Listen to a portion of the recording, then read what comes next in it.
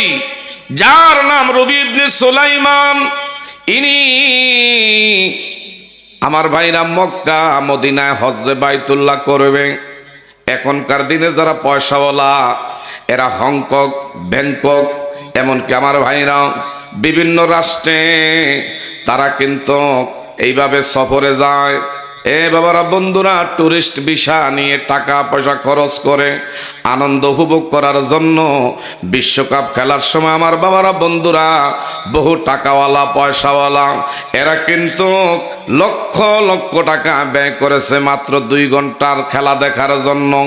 কিন্তু যদি বলা হয় মক্কায় গেলে আল্লাহর ঘর বাইতুল্লাহ তওয়াফ করা যাবে, মদিনায় গেলে নবীর রওজা তারে সালাম দেওয়া যাবে, আর ওই জায়গায় গেলে আমার আল্লাহ সুবহানাহু ওয়া তাআলা তোমার জন্য জান্নাত অবধারিত করে রাখছে, বলবে লাথি মারি সুযোগ পাইছি বিশ্বকাপ খেলা, ভাগ্যের নাও দেখতে পারি। তুমি বিশ্বকাপ খেলা লক্ষ লক্ষ টাকা দিয়া খরচ করে দেখছো, এটার দ্বারা কোনো সওয়াব হয় নাই।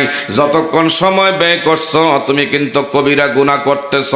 এমন অবস্থায় মারা গেলে তুমি বাবারা বন্ধুরা এরা যেখানে যাবে যদি জাহান্নামে যায়, তুমি খেলোয়াড়দেরকে ফলো কইরা আইকন মাইনা এদের সঙ্গে তুমি জাহান্নামে গেলা।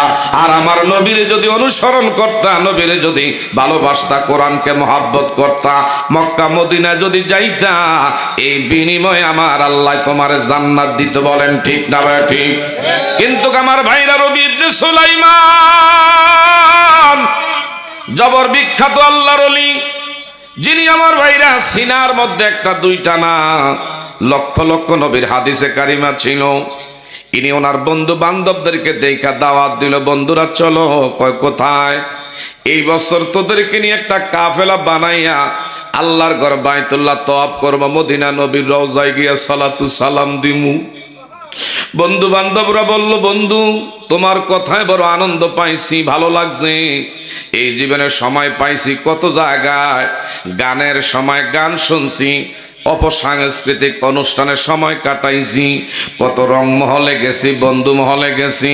তুমি এমন একটা সুন্দর অফার আমাদেরকে দিছো, আমরা সাদরে গ্রহণ করলাম। এই বছর তোমার এই সাথী বানাইয়া তোমার কাফেলায় আল্লাহর ঘর বাইতুল্লাহ শরীফ তওয়াফ করতে রাজি।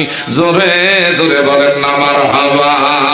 মুসিবত না পাই যদি, মুসিবত না পাই দি করুণা তোমার, কবর হাসরে কি হবে আমার, কবর হাসরে। মারহাবা। যেটার মুখ লড়ে না বোঝা গেল আমার নবীর ভাই আপনি বেজার আছেন। এই নবী কবরে হাসরে মিজানে ফলসরাতে আমার আপনার বিপদের সময় একমাত্র আপন জন ইনি হবেন। আমার আপনার সময়ের একমাত্র কান্ডারি নবী মোস্তফা। এই নবীর শানে নাতে রাসূলুল্লাহ যারা না পড়লে একটু হু হু করবেন, গুনগুন করবেন। এইটা আমার নবী মদিনা থেকে দেখা আমার আপনার পক্ষে রাজি এবং খুশি হবে। বলেন এ বাবারা বন্ধুরা, মুসিবত না পাই যদি করোনা তোমার, বলেন কবর হাসরে। মারহাবা। কবর হাসরে কি হবে, আসি গো আমি বসি, বলেন আসি গো আমি পাপের সাগরে, বলেন আসি গো আমি, বলেন আসি গো আমি পাপের সাগর। মারহাবা। এই জবান বন্ধ।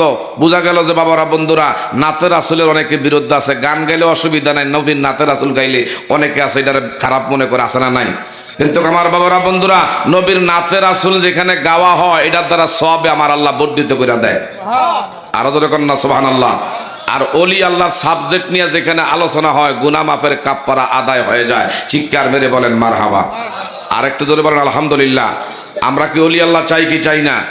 এমন ওলি আল্লাহ ছিল রবি ইবনে সুলাইমান। আমার দিকে তাকান আমার ভাইরা, উনি ওনার 9 জন বন্ধু মিল কইরা মক্কায় যাইতেছে। উনি সহকারে 10 জন। কয়জন হইছে বাবা? আরো যেরকম কয়জন? এই 10 জন একটা কাফেলা লইয়া সোনার মক্কার দিকে রওনা দিয়েছে।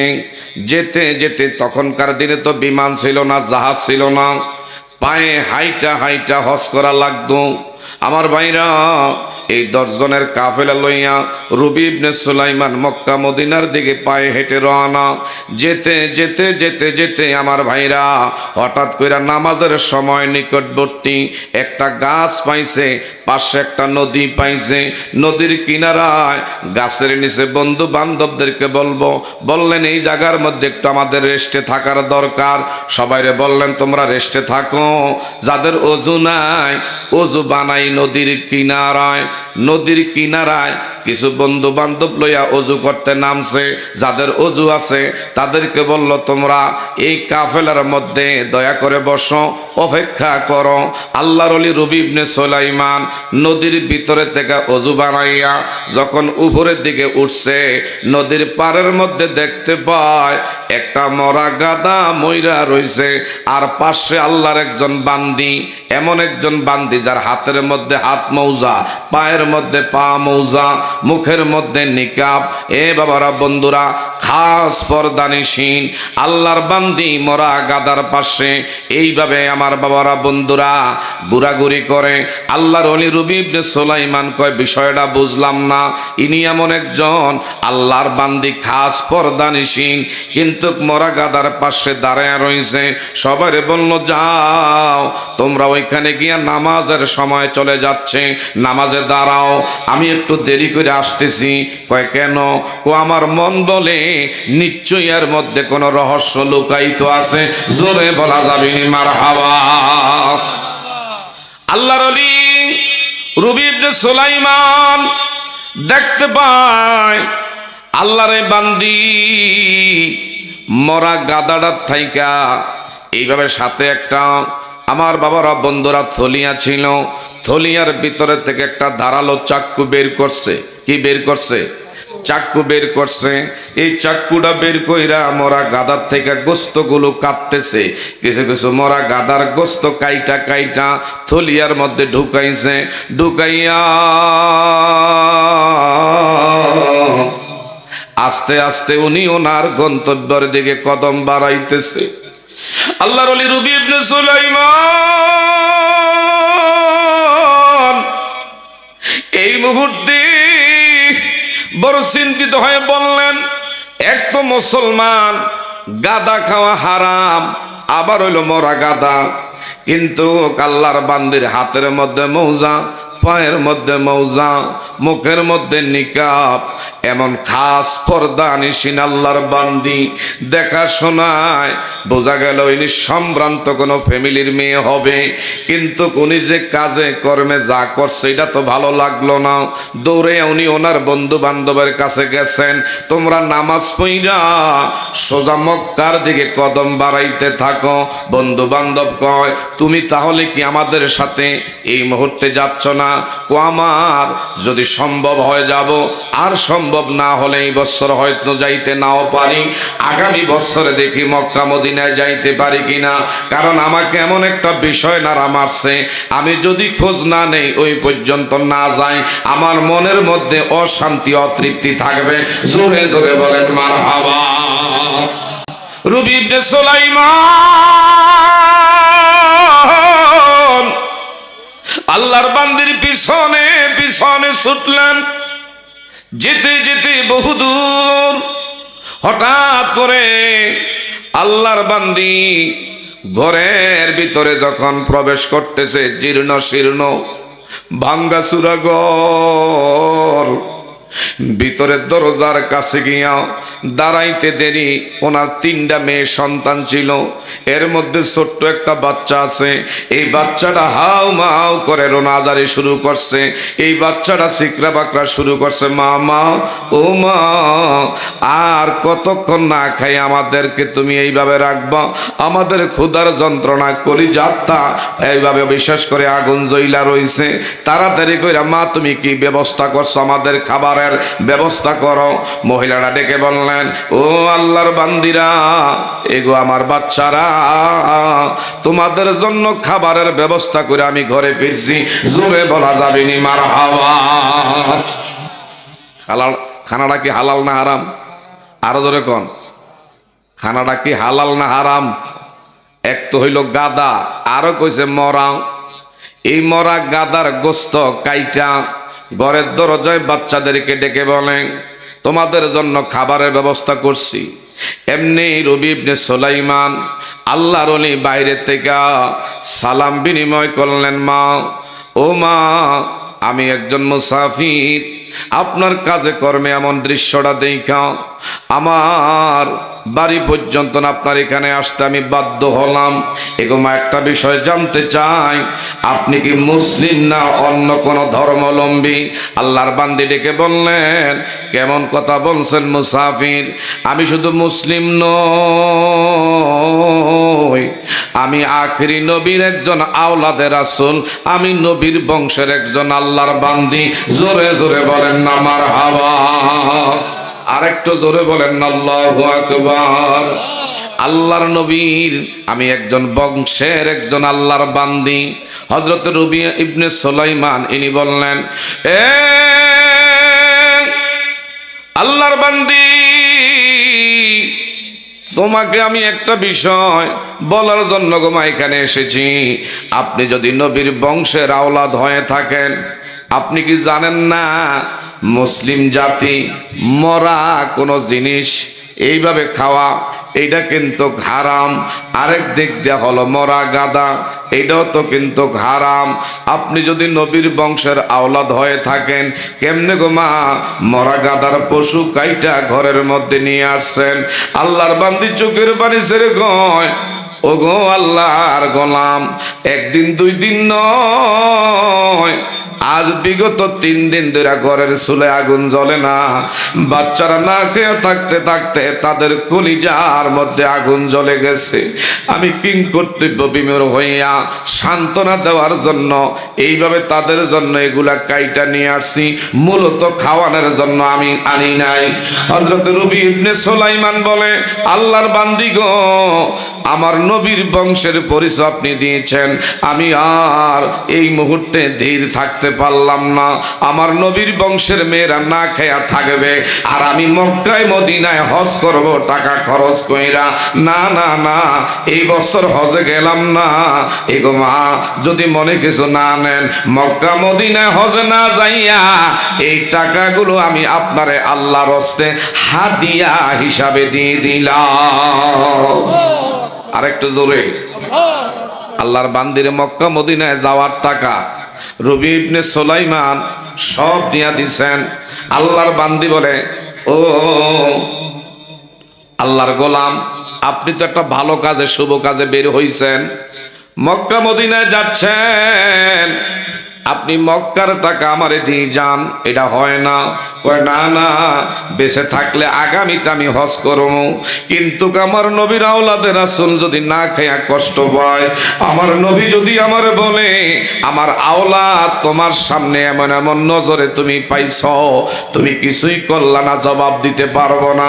না না না, আমি সম্পূর্ণ সব কিছু আপনারে আমি দিয়ে গেলাম। আল্লাহর বান্দি 2 কানা হাত মালিকের দরবার বাড়াইয়া দিলেন, আল্লাহ,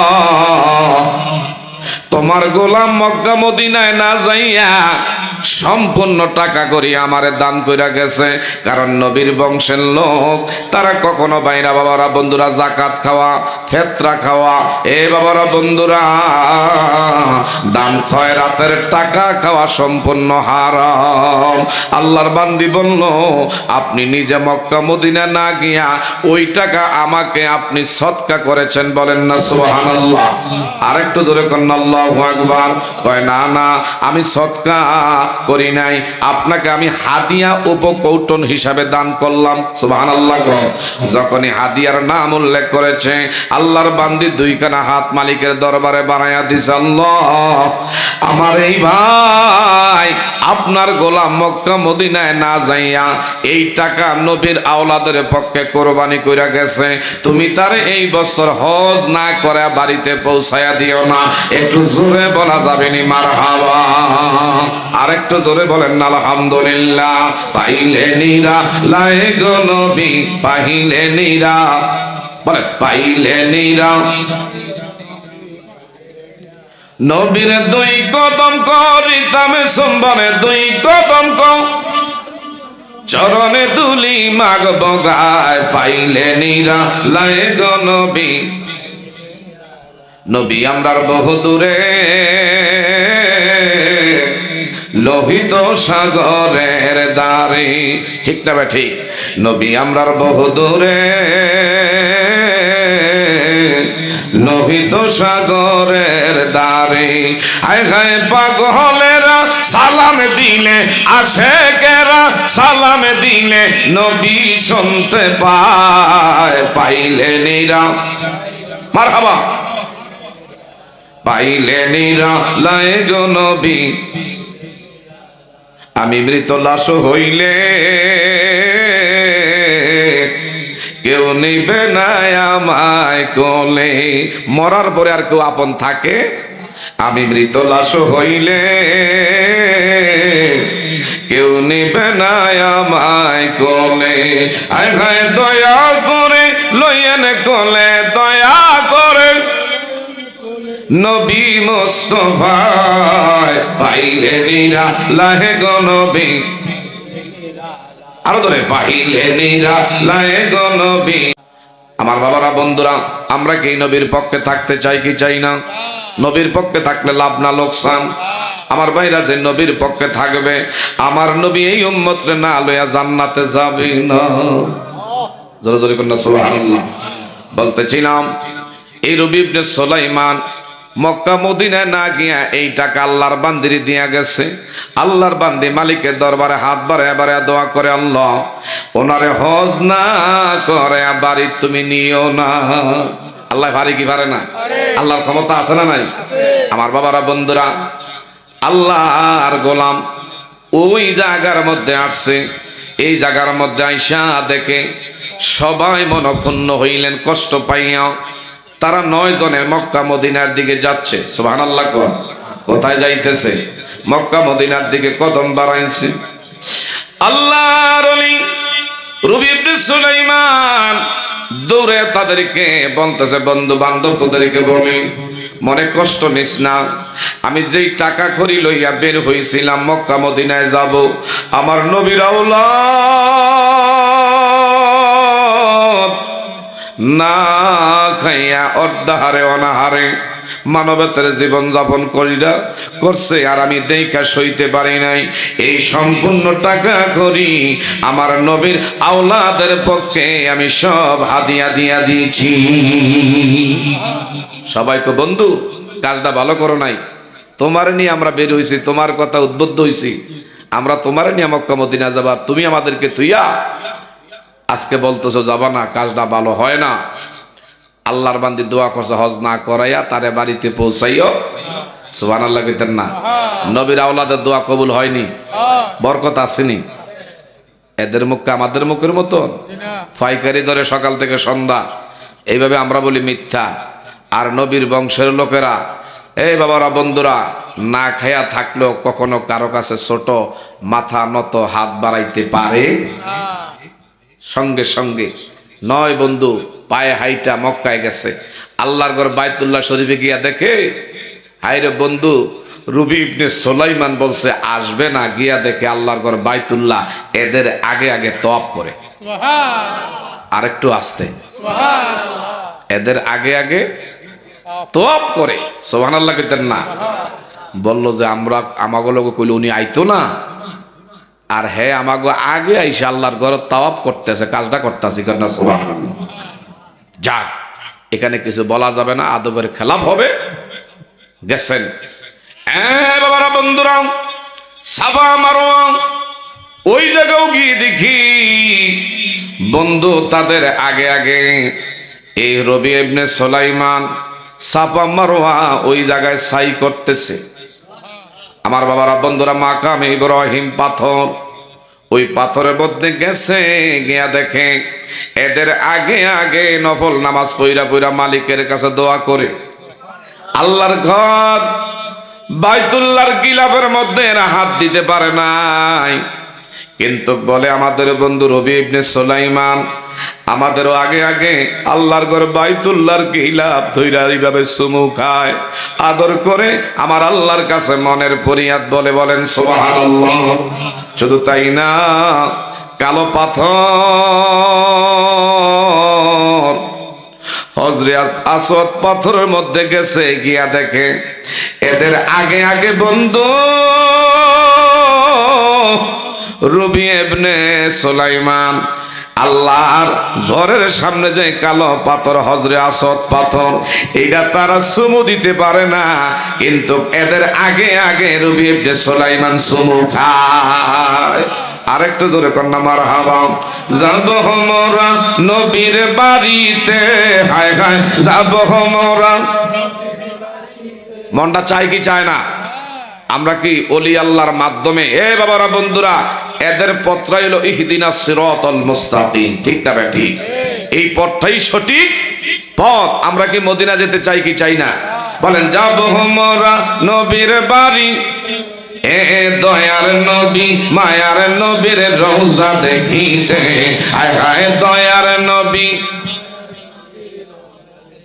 আওয়াজও তো বোঝা যায় না যে মদিনা যাইবেন। এই বাবারা বন্ধুরা একটু আওয়াজ দিতে হবে, বলেন যাব আমরা নবীর বাড়ি, এ দয়ার নবী মায়ার নবীর রওজা দেখিতে, হায় হায় দয়ার নবী। রওজা শরীফে দেখতে কি সুন্দর, একবার দেখিলে মনে শান্তি হয় অন্তর, হায় হায় শান্তি হয় অন্তর। তাই তো থাকি ভাবনাতে, দয়ার নবী মায়ার নবীর রওজা দেখিতে, হায় হায় দয়ার নবী। রওজার মাটি বড়ই নেয়ামত, ঠিক না ঠিক? রওজার মাটি বড়ই নেয়ামত, আরশের চেয়ে দামি বলে চারি ইমামের মত, হায় হায় চারি ইমামের মত। তাই তো যাব রওজার মাটি মাখিতে, দয়ার নবী মায়ার নবীর রওজা দেখিতে, হায় হায় দয়ার নবী। সকলে বলেন না মারহাবা। নয় বন্ধু কয়, এই বন্ধু কইছে মক্কায় আসবে না, কিন্তু আমাদের আগে আগে সে চইলা আসছে। যা হোক, মক্কায় কিছু বলবো না, মক্কার সকল রোকন শেষ করে মদিনায় যাবে, কিন্তু মদিনায় যাওয়ার সাথে সাথে এদেরও আগে আগে গিয়া দেখে বন্ধু রবি ইবনে সুলাইমান আমার নবীর রওজা তার মধ্যে দাঁড়াইয়া সালাতু সালাম দেয়। আমার ভাইরা, এরা কই দেখছুনি মক্কা সবার আগে সকল কাজে পাইলাম, মদিনার মধ্যে আসছি, তাও আমাদের আগে আগে মদিনায় দেখি হায় হয় নবীর রওজার মধ্যে সালাম দেয়। মদিনার সকল কার্যক্রম শেষ করার পরে এই রবি ইবনে সুলাইমান একটা গাঠুরি দিলেন, আমার দিকে তাকান। গাঠুরিটা দিয়া কয়, এরে বন্ধু বান্ধবরা, এই বৎসর আমি তো হায় হায় তোদের সাথে বাড়িতে যাইতে পারছি না, ধর ধর আমার একটা সামান আছে, আমার একটা গাঠুরি আছে, এই গাঠুরিটা তোদের কাছে আমি দিয়ে দিলাম, এটা আমানত। এই আমানতদারি তোরা আদায় করবি, দয়া করে আমার ঘরের মধ্যে তোদের নিজিম্বা দায়িত্বে এই সামান পত্রগুলো দয়া করে পৌঁছায়া দিবা। নয় বন্ধু, চোখগুলো লাল হয়ে গেছে, রাগের কথাও তো কারণ, এক কইছে সে মক্কায় হজ করবে না, আইসা সবার আগে আগে সব জায়গায় দেখলাম, মদিনার মধ্যে সবার আগে পাইলাম, এখন আবার দেখি হে কয় যাইতো না, তার সামান পত্র আমাদের কাছে বুঝাইয়া দেয়, এটা তো রাগের বিষয় বন্ধু। কাজগুলা ভালো হয় না, কিন্তু এই জায়গায় কিছু বলার পরিবেশ নাই, দেখা যাক হজ শেষ কইরা দেশে গেলে তোরে নিয়ে বসবো। সামান হাতের মধ্যে নিছে। নয় বন্ধু, হজ কমপ্লিট কইরা যখন আবার দেশের দিকে ফিরছে, তার কথা অনুযায়ী বন্ধুর বাড়িতে সামান পত্র লইয়া বন্ধুর ঘরের দরজায় সে সালাম দেয়, আসসালামু আলাইকুম ইয়া আহলাল বাইত। আল্লাহু আকবার বলে। ঘরের দরজার সামনে যখন সালাম বিনিময় হয়, এই বন্ধুরা 9 বন্ধু আসছে বন্ধুর সামান পৌঁছায়া দেওয়ার লাইগা। হ্যাঁ মক্কায় থাকবে, আমাদের সাথে আসবে না, কিন্তু ঘরের দরজা যখন সালাম দিল বন্ধু সবার আগে আগে দরজা খুইলা দিয়া কয়, আইরে 9 বন্ধু কষ্ট করে মক্কা মদিনা থেকে হজ করে আসছো, তোমাদের শরীর স্বাস্থ্য কেমন, তোমরা কেমন আছো? হায় হায়, আমার লাগে কি মক্কা মদিনায় দোয়া করছুনি? আচ্ছা বলেন তো, সব জায়গায় যারে দেখছে মদিনার থেকে নবীর রওজা তারে সালাম দিয়া সামানপত্র যারে বুঝাইয়া দিছে আমার বাড়িতে পৌঁছাইয়া দিও। এখন ইনি বলে, হায় হায়, এই বছর কেমনে তোমরা হজ করছো, ঠিক মতন করতে পারছো নি? আমার লেগে দোয়া করছো নি? হঠাৎ করে যখন বলতেছে আমার লেগে দোয়া করছো নি, তখন রাগে গোসায় পেটে পড়ছে আর ডেকে বলে, রবি ইবনে সুলাইমান, তুমি কি আমাদের সাথে কিন্তু বাহানা করো নাকি? আমাদের সাথে কি কোনো তামাশা করো নাকি? কয় কি? কয় তুমি না বলছো হজে যাইবা না, আমাদের আগে আগে আল্লাহর ঘরের মধ্যে গিয়া তোমারে আগে পাইলাম, মদিনায়ও তোমারে আগে পাইলাম, তুমি বলছো আসবা না, সামানপত্র আমাদের কাছে বুঝাইয়া দিছ তোমার ঘরে দেওয়ার লাইগা, এখন ঘরের দরজা আইসা তোমারে পাইলাম, এইটা বন্ধুর সাথে বন্ধুত্বের পরিচয় হয় না। কথা ধরে বলেন ঠিক না বেটি? রবি ইবনে সুলাইমান কয়, বন্ধুরা তোমরা যেটা মনে করতেছ আমি মক্কায় গেছি মদিনায় গেছি, আসলে তোমরা ভুল বলতেছ, ভুল বলতেছ। কয় না না, হজ লইয়া তুমি দেখা যায় প্রতারণা করো। ইনি বললেন, আল্লাহি কাবা, আল্লাহর কাবার কসম খেয়ে বলি রে, না না না, এই বছর আমি মক্কায় যাই না, মদিনাও যাই না।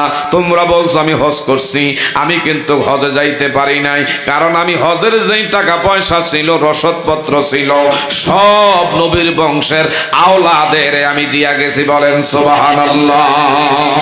আমি কি দিয়া হজ করব? আমি কিন্তু এই বছর হজ বাইতুল্লাহ করি নাই। আর তোমরা বলো আমার মক্কায় দেখছো, মদিনায় দেখছো, আমি কোনটা বিশ্বাস করবো? এরা কয়, আবারও তুমি পাগলামি করো, তুমি না আমাদের হাতে সামানপত্র দিছ, হাতের মধ্যে সামানপত্র নিয়ে দেখে যেটি নিয়ে মক্কায় রওনা দিছে এগুলা ওনাদের কাছে পাইছে, আর আমার বাইরা যতগুলো টাকা লইয়া হজের উদ্দেশ্যে বের হয়েছিল, যেই টাকা খড়িগুলো নবীর আওলাদের রাসূল রে দিয়া গেছে, খুইলা দেখে রে ওই পরিমাণ টাকা খড়ি আল্লাহ ওয়ালাদের আমার বাইরা আল্লাহর 9 গোলামের হাতে আবার পেয়ে গেছে। আরেকটু জোরে, 9 জনের হাতে ওই পরিমাণ টাকা পাইছে, সামানও পাইছে। এখন তারা কয় তুমি হজ করছো আমাদের আগে আগে, আবার সামানপত্র আমাদের হাতে বুঝাইয়া দিলা, এখন কো তুমি যাও না, কাবার কসম খেয়ে বলো। বলল, বন্ধুরা আমি হজ নিয়া তোমাদের সাথে এইভাবে মিথ্যার আশ্রয় আমি নিতে চাই না, বিদায় নাও। 9 বন্ধু চলে গেছে। রাতের বেলা রবি ইবনে সুলাইমান ঘুমাইছে। এ বাবা, টাকা পয়সা যদি নাও থাকে, আপনার এই বড় আলীর সর, আপনার বাঙ্গা ঘরে মদিনাওয়ালার সাথে দিদার আপনার হইতে পারে কি পারে না? আরেকটু জোরে বলেন, হইতে পারে কি পারে না? আমার ভাইরা, বাবারা, বন্ধুরা, আল্লাহর গোলাম রবি ইবনে সুলাইমান ঘুমাইছে। ঘুমের ঘরে দিনের বিষয়টা লইয়া 9 বন্ধু কইছে আমি মক্কায় গেছি, মদিনায় গেছি, কিন্তু আমি তো যাই না, তুমি আল্লাহ জানো।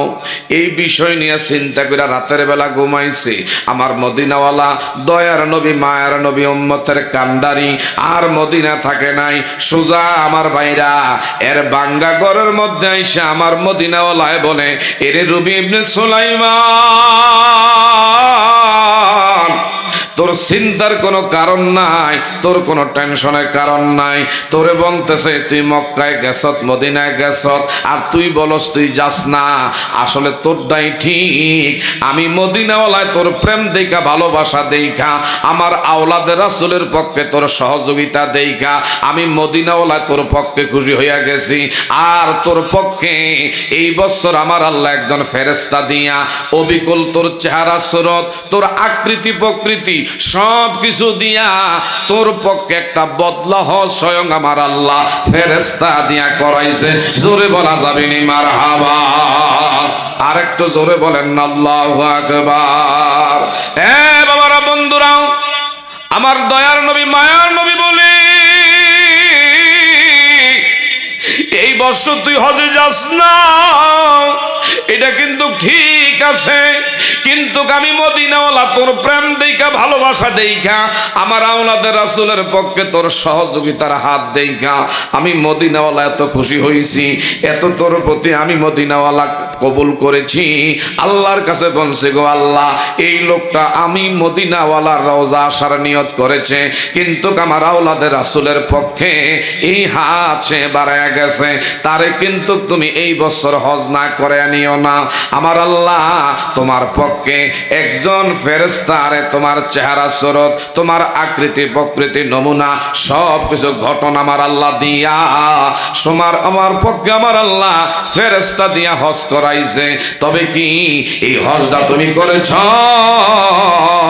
এই বছর 4 থেকে 4.5 লক্ষ হাজী সাহেব যারা হজ করেছি, আমার আল্লাহ পাক সকল হাজীদের হজ তোমার উসিলায় এই বছর সকল হাজীদের হজ আমার আল্লাহ কবুল করে নিছে। আর একটু জোরে, ইনি কি হজে গেছে? যায় নাই। আমাদের দেশে বহু লোক দেখবেন হজ জীবনে একবার করা ফরজ। এটা আমার বাবারা, বন্ধুরা, শারীরিক এবং আর্থিক সবচাইতে বড় কোরবানি। যার তৌফিক আছে জীবনে একবার হজ্জে বাইতুল্লাহ তার জন্য ফরজ, এরপরে যতবার করবে এটা আমার বাবারা, বন্ধুরা, নফল। এগুলা কি বাবারা, বন্ধুরা, আমাদের দেশে দেখা যায় হায় হায় কেউ 15 বার, 20 বার, 22 বার, 25 বার এইভাবে হজ্জে বাইতুল্লাহ করে, কিন্তু তার বাড়ির ভিতরে এমন লোক আছে না খাইয়া মানবতার জীবন যাপন করে, সন্তানরা কষ্টে জীবন যাপন করে, বাঙ্গা ঘরের মধ্যে থাকতে গেলে যত তুফান আসলে অনেক ভয়ে আতঙ্কে দিন কাটায়, বৃষ্টি আসলে পানি ঘরের মধ্যে পড়ে, ইচ্ছা করলে কিন্তু তারা একটা ঘর বানায় দিতে পারে, ইচ্ছা করলে কিন্তু আমার ভাইরা সোনার মক্কা মদিনায় সে টাকা দিয়া পাঠাইতে পারে, তাকে কিন্তু এই টাকা খরিদি একটা ব্যবসা প্রতিষ্ঠানের ব্যবস্থা কইরা দিতে পারে, কিন্তু সে নিজের নাম খোলার জন্য একবার না বারবার যায়। এই শ্রেণীর কিছু হাজী সাহেব আছে না নাই? আরো জোরে কোন আছে না নাই? সে বলবে আমি আলহাজ, আমি কয়েকবার গেছি, এটা নাম খোলানের লাইগা, জীবনে একবার হজ করা ফরজ। কথা বলেন ঠিক না ভাই? হ্যাঁ, আপনি যদি তৌফিক থাকে যাবেন, কিন্তু তার চেয়ে বেশি নবীর আওলাদের রাসূলের পক্ষে রবি ইবনে সুলাইমান কয়, আমি এই বছর হজে গেলাম না, এই টাকাটা নবীর আওলাদের রাসূলের পক্ষে আমি দিয়ে গেলাম, আর আমার আল্লাহ পাক ওনার হজের পরিবর্তে ফেরেশতা দিয়া হজ করাইছে। শুধু তাই না, ওনারে ওসিলা করে একজন দুইজন নয়, 4 লক্ষ থেকে 4.5 লক্ষ ওই বছরের সকল হাজী সাহেবের হজ আল্লাহ কবুল করাইছে। আরেকটু জোরে আল্লাহ নবী ডেকে বললেন, ও আল্লাহর গোলাম, তুমি কি জানো, তুমি কি জানো? কয় না। আমার আল্লাহ তোমার উপরে এত খুশি হইছে, এত রাজি হইছে, একটা দুইটা না, আমার আল্লাহ এই বছর তোমাকে 1000 কবুলি হজের সওয়াব আমল নামায় দিয়া দিছে। আরেকটু জোরে কোন, কয়টা হজ? 1000। এই জন্য আমার বাবারাই বলো, আলিশ্বর গ্রামবাসী বাবারা, এই জন্য যে ব্যক্তি মানুষের প্রতি ইনসাফ করে না, যে ব্যক্তি মানুষের হক আদায় করে না, সে বাবারা বন্ধুরা অকৃতজ্ঞ, সে আল্লাহ পাকেরও কিন্তু বাবারা বন্ধুরা, বিশেষ করে বাবারা বন্ধুরা, সে কৃতজ্ঞতা প্রকাশ করতে পারে না। কথা জোরে বলেন ঠিক না বেটি? এই বাবারা বলতেছিলাম, আমার নবী রাহমাতুল লিল আলামিনের সাহাবায়ে কেরামরা হায় হায় কত যে কষ্ট করেছে, কত যে ত্যাগ স্বীকার করেছে। আল্লাহর নবী রাহমাতুল লিল আলামিন যাকে সৃষ্টি না করলে কুল কায়নাতের কিছু আমার আল্লাহ সৃষ্টি করত না। 7 আসমান 7 জমিন লৌহ কলম আরশ কুরসি যা কিছু বানাইছে আমার নবীর খাতিরে আমার আল্লাহ বানাইছে। লাউলা কালামা খলাকতুল আফলাক, আমার নবীর উসিলা করে সব কিছু আমার আল্লাহ পয়দা করেছে। কথা জোরে বলেন ঠিক না ঠিক? এই নবী না খেয়ে পেটে পাথর বেঁধে এই পৃথিবীতে ইসলামের বাতি আমার আপনার মাঝে বাবারা বন্ধুরা রেখে গেছে। কথা বলেন ঠিক না ঠিক? একদিনের ঘটনা না বইলা পারছি না। আমার নবী কন্যা মা ফাতেমারে দেখতে গেছে। এ বাবা একটু মনটা আমার দিকে, এ বাবারা বন্ধুরা দিল মন আমার দিকে রুজু করেন। অন্তরে কান দিয়া শোনেন, যেই নবীর কন্যা মা ফাতেমা তো জোহরা, হায় হায় সমস্ত নারী কুলের জান্নাতের লিডার, সুবহানাল্লাহ। এমন মা ফাতেমার চুলায় কখনো আগুন জ্বলতো, কখনো জ্বলতো না। মাঝে মধ্যে আমার নবী যাইতেন মা ফাতেমার ঘরে খবর নিতেন, হাসান হোসাইনের খবর নিতেন। একদিনের ঘটনা, ঘরের মধ্যে গেছে, গিয়া দেখে মা ফাতেমা নামাজের যায়, নামাজে বৈশা বৈশা কান্না করে, মুখটা মলিন, কষ্টের দাগ। আমার নবী দেখতে পাইয়া বুঝতে পারছে আমার ফাতেমার মুখটা নিশ্চয় মলিন। কি হয়েছে ফাতেমা? বলল বাবা কিছুই না। বলল আমার হাসাইন কই, আমার হোসাইন কই? কয় তারা কয়েকদিনে না খাওয়া অনাহারি, তারা বাহিরে ময়দানে খেলাধুলা করে। আপনি না বাবা কেন আগে আসেন নাই? আপনার নাতি হাসাইন আর হোসাইন যদি আপনারে পাইতো, আপনার সুন্দর চেহারা আনোয়ারের দিকে তাকাইলে তাদের ক্ষুধার যন্ত্রণা নিবারণ হয়ে যাইতো। জোরে জোরে বলেন মারহাবা। এমনি আমার নবীর কণ্ঠের আওয়াজ, হাসাইন আর হোসাইন দুইজনে নানার কণ্ঠের আওয়াজ পাইল। সুবহানাল্লাহ কর। দুইজনের কণ্ঠের আওয়াজ পাইয়া দৌড়ে গেছে, নানু ভাই এত নিষ্ঠুর কেমনে হইলেন, এত নির্দয় কেমনে হইলেন, এত পাষাণ আপনি কেমনে হইলেন? হায় হায় নাতিদের কেমনে ভইলা গেছেন, একবার আমাদের খবর নেওয়া আপনি জরুরি বোধ মনে করলেন না? আমার নবী ডেকে বলে, হাসাইন হোসাইন কেমন তোদের প্রতি আমি নিষ্ঠুর? কি কথা বললি? নানু ভাই আমরা কি খাইয়ে আসি না না খাইয়ে আসি? নানা নাতির কত প্রেমের কথা, সুবহানাল্লাহ। একবারও খবর নিলেন না? হাসান হোসেনের কথাগুলো শুইনা আমার নবী দারুণ কষ্ট পাইলে। আমার নবীজি কান্দে, এ নানু ভাই নিশ্চয় তোমরা কয়েকদিনে না খাওয়া অনাহারি। আমার নবীজি যখন এই কথা বলল, তোমরা না খাওয়া অনাহারি, হাসান হোসাইন দুইজনে চোখের পানি ছেড়ে ছেড়ে বলে, নানু ভাই একটা বিচার আপনার আদালতে। কয় কার নামে? আপনার মেয়ে ফাতেমা। কেন? আমাদেরকে বলে খাবার হচ্ছে দিতেছি, এই বলে আমাদেরকে ঘরের থেকে তাড়াইয়া দেয়। ঘরের মধ্যে আইসা দেখি মা খালি একটা পাতিলা আগুনের উপরে দিয়া এইভাবে পাথর দিয়া নাড়াচাড়া করে। বলি মা তুমি না কইছো খাবার হইতেছে, এখন দেখি খালি পানি আর ভিতরে পাথর, এটা তুমি কেমন করে করলা? আপনার মেয়ে আমাদের মা। এই কথা বললে চোখের পানি ছেড়ে কান্দে। এটা কি আমাদের সাথে প্রতারণা করা হয় না? আমার নবীজি ডেকে বললেন, এ হাসাইন তোমার মায়ের বিরুদ্ধে মামলা যেই নানার দরবারে দিছো, ওই নানার খবর তো তোমরা রাখো না। সুবহানাল্লাহ। ওই নানার খবর তো তোমরা রাখো না। কয় কেমন? কয় যেই মা তোমাদেরকে 3 দিন খাওয়ায় না, বিচার দাখিল করলা নানার দরবারে। আসো আসো আমার দিকে তাকাও। খালি এইভাবে জুব্বা মুবারকের আস্তেন মুবারক ধরে টান দিলে আমার নবীজি বলল, দেখ রে দেখ আদরের নাতিরা, যেই নানার কাছে তোর মায়ের বিচার দিনি, এই নানা কয়দিনে না খাওয়া। হযরতে হাসাইন আর হোসাইন রাদিয়াল্লাহু তাআলা আনহুমা দুই নাতি আমার নবীর পেট মোবারকের দিকে তাকায়া দেখে আমার নবী একদিন 2 দিন না, হায় হায় একটা দুইটা না 7টা ভারী পাথর বেঁধে রাখছে। আল্লাহু আকবার। 7টা পাথর বেঁধে রাখছে।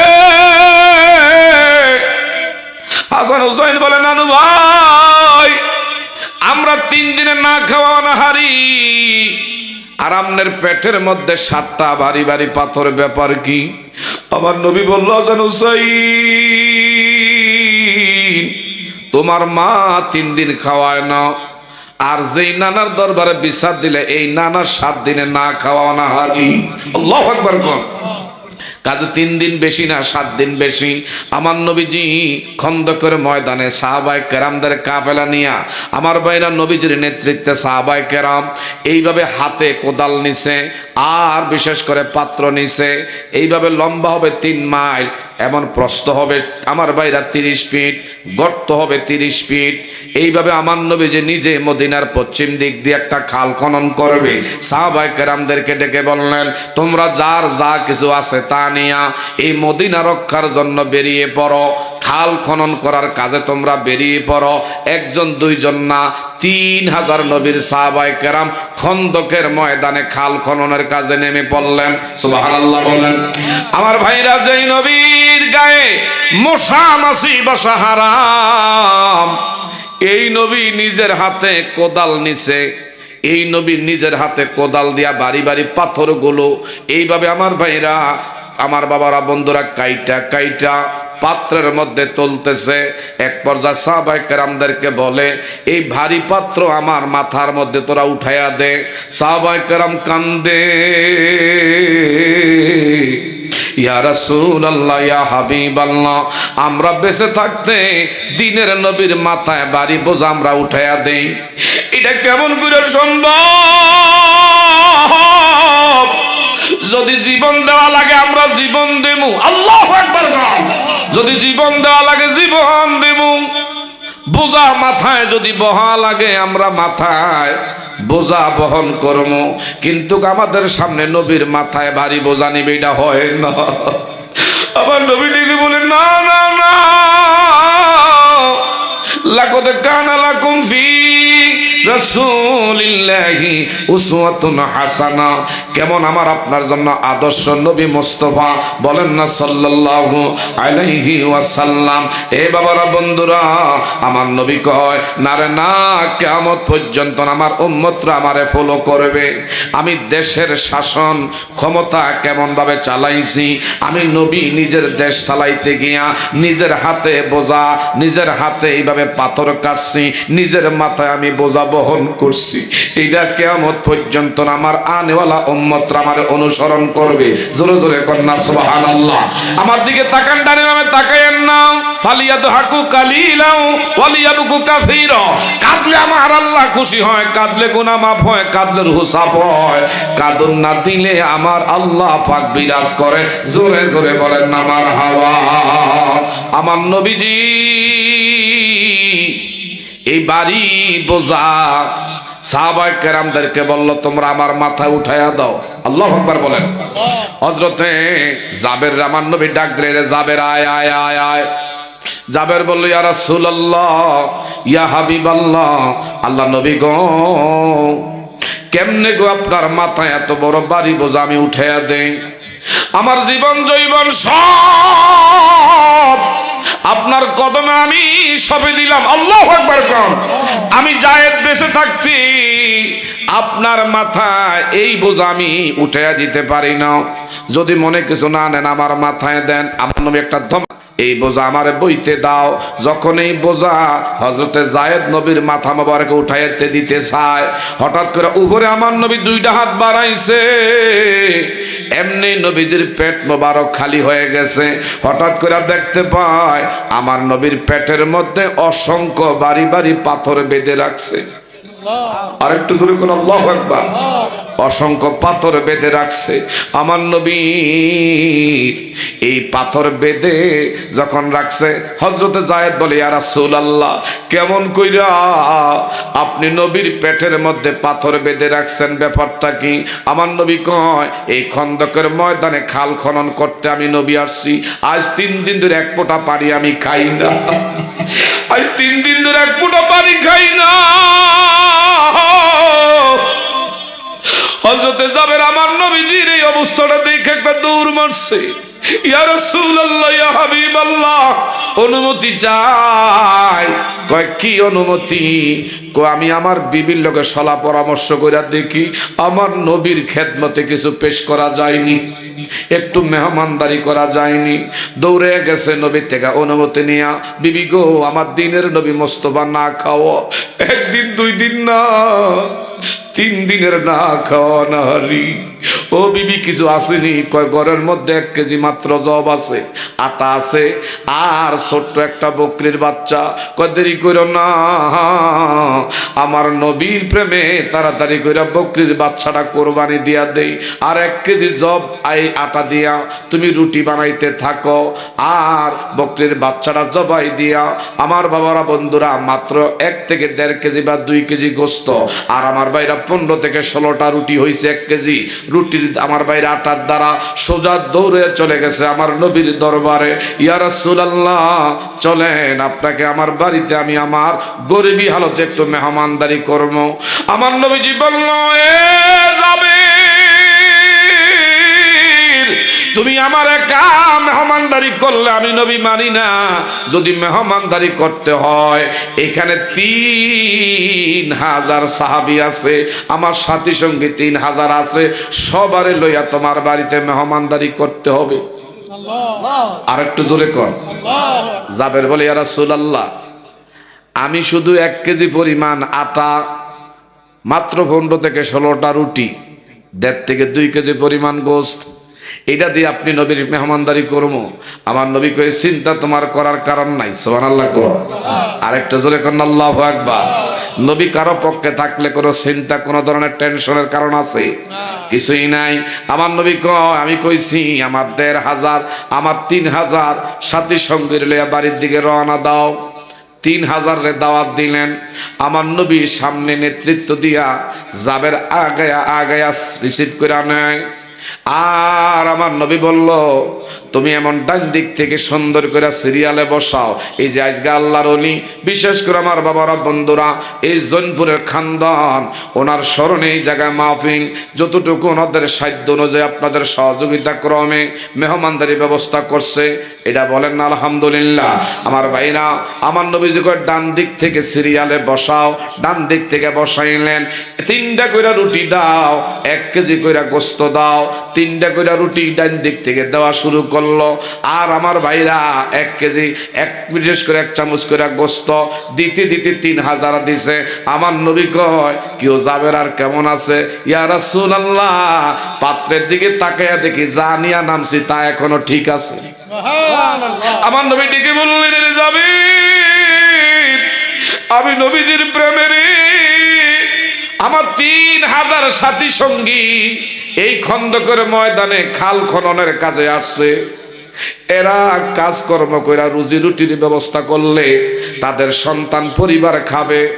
আজগা তোমার বাড়িতে আমি মেহমান হিসাবে আসছি, এদের বাবা আসছে, কিন্তু তাদের সন্তানরা বাড়িতে না খেয়ে 3 দিন ধরে থাকবে। আমি নবী সেইটা বরদাস্ত করতে পারবো না।